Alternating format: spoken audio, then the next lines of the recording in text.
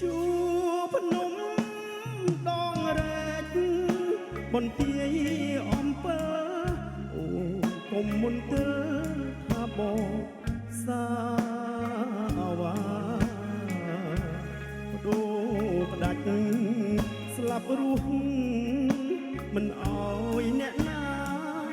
យកស្រស់ជីវ៉ាចេញពីទ្រូងបងប្រាសាទតាមុនគេចង់បំថ្លៃដែលដឹងថាថ្លៃតាមពិតរូបស្រីជាគូស្នេហ៍បងមេបានឹងតាក្របីជាសានសីបងបងទឹកកកមនតាមមនស្នេហ៍ខ្ញុំ